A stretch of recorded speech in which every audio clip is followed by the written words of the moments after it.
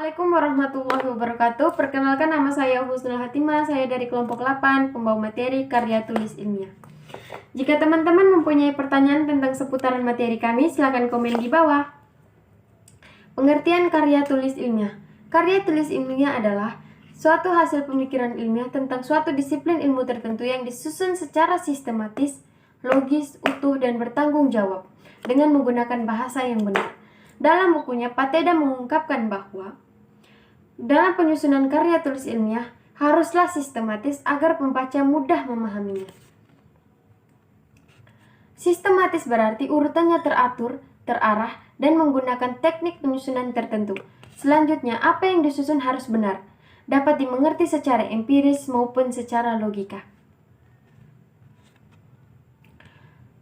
Untuk meyakinkan suatu uraian yang benar, maka dasar teorinya itu harus kuat, tidak menyimpang, agar pembaca tidak mempertanyakan dari mana hasil pemikiran itu.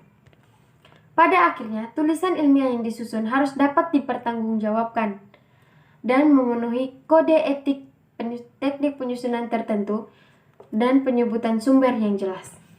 Pemikiran ilmiah berarti tulisan itu memenuhi prinsip-prinsip ilmiah berdasarkan ilmu tertentu. Karya tulis ilmiah merupakan perwujudan kegiatan ilmiah yang dituangkan dalam kalimat dan dibuat dalam bentuk tulisan atau dikomunikasikan lewat tulisan. Karya tulis ilmiah adalah karangan atau karya tulis yang menyajikan berbagai rangkaian fakta yang ditulis dengan menggunakan bahasa yang baku. Hal-hal yang harus Anda perhatikan dan hal-hal yang harus ada dalam karya tulis ilmiah adalah antara lain: 1.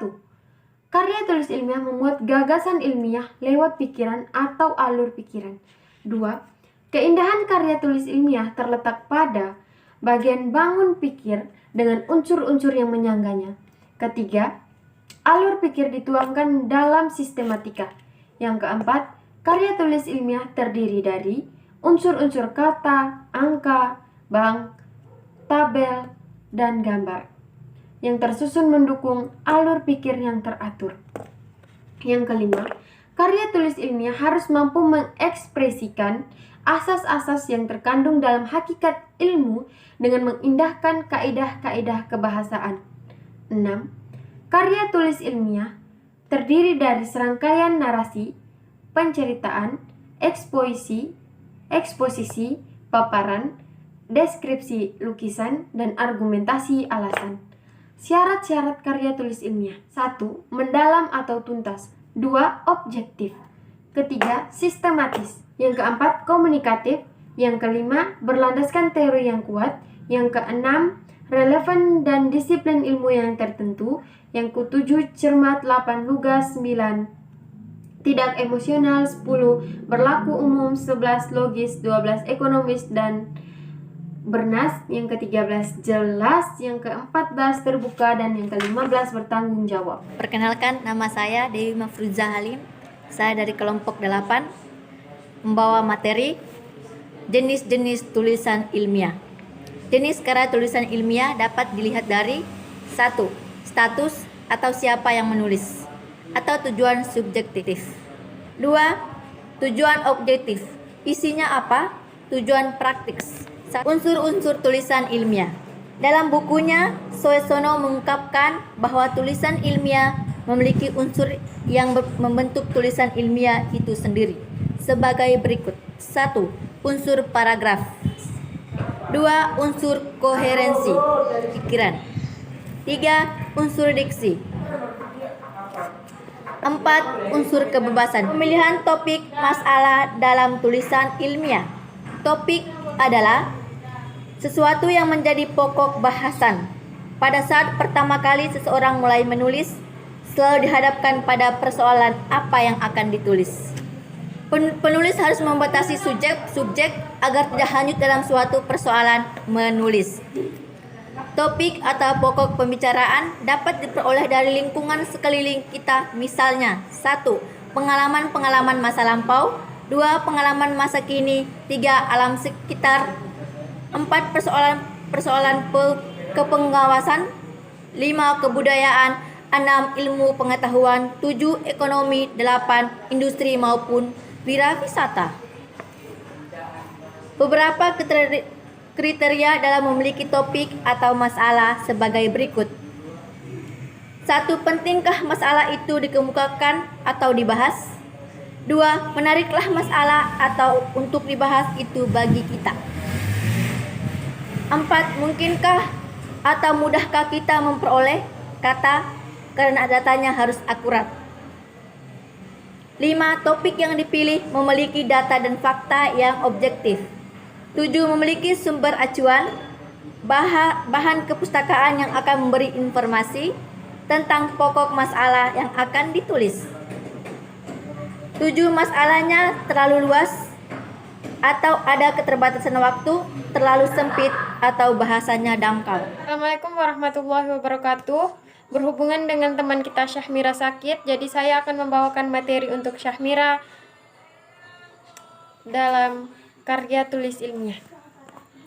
Bila Anda mengalami kesulitan untuk mempersempit atau membatasi topik, maka dapat dilakukan dengan cara-cara berikut. 1. Menurut tempat. 2. Menurut waktu atau periode atau zaman. 3. Menurut hubungan sebab akibat. 4. Menurut pembagian bidang kehidupan manusia. 5. Menurut aspek khusus atau umum atau individual kolektif. 7. Menurut objek material dan objek formal.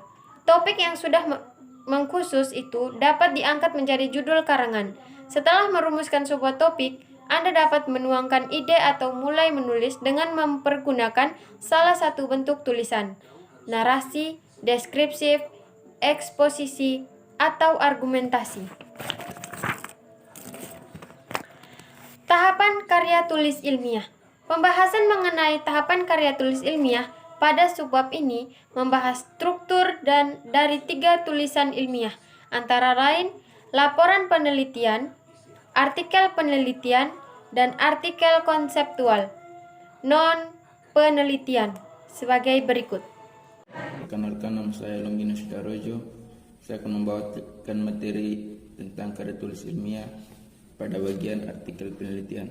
Artikel penelitian adalah artikel ilmiah yang ditulis dari hasil suatu kegiatan penelitian. Hasil penelitian ditulis dalam bentuk artikel untuk kemudian diterbitkan dalam jurnal-jurnal memiliki kelebihan dibanding dengan tulisan yang ditulis dalam bentuk laporan teknis resmi.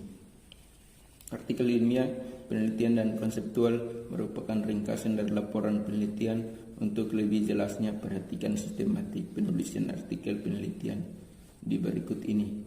1. Judul. Hendaknya informatif lengkap, tidak terlalu panjang atau terlalu pendek, yaitu antara 5-15 kata. Judul artikel memuat variabel-variabel yang diteliti atau kata kunci yang menggambarkan masalah peneliti.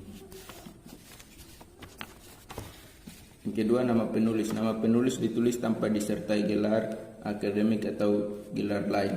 Yang ketiga, abstrak. Abstrak berisi pernyataan ringkas dan padat tentang ide-ide yang paling penting. Abstrak memuat masalah dan tujuan penelitian, prosedur penelitian untuk peneliti kualitatif, termasuk deskripsi tentang subjek yang diteliti, dan ringkasan hasil penelitian bila dianggap perlu, juga kesimpulan dan implikasi. Yang keempat, bagian pendahuluan. Bagian pendahuluan tidak diberi judul, ditulis langsung setelah abstrak dan kata kunci. Bagian ini menyajikan kajian pustaka yang berisi paling sedikit 3 gagasan. Yang satu, latar belakang dan rasional penelitian. Yang kedua, rumusan masalah dan wawasan rencana pemecahan masalah. Yang ketiga, rumusan tujuan penelitian.